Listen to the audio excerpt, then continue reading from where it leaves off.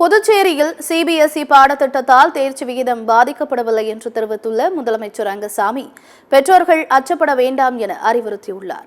இது தொடர்பாக பேசிய அவர், சிபிஎஸ்இ பாடத்திட்டம் கடினம் என்பது குறித்து பெற்றோர்கள் மாணவர்களிடையே கடந்த காலங்களில் எழுந்த அச்சம் தேவையற்றது என்றார்.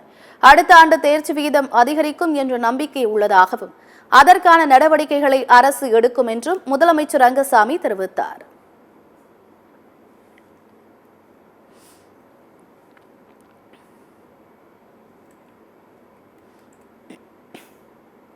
புதுச்சேரியில் அரசு பள்ளி 4071, வெற்றி பெற்றவங்க 3660, அதாவது 89.90 விழுக்காடு.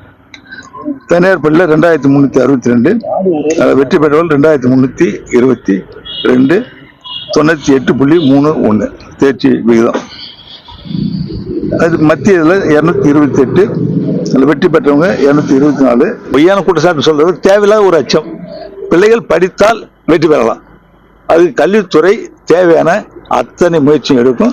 அவருக்கு எளிதாக அந்த கல்வியை போட்டுவதில் கற்பித்தல், இதுல ஒரு சிறந்த முறை வழிகாட்டுதலை எடுத்து கல்வித்துறை கொடுத்து கொண்டு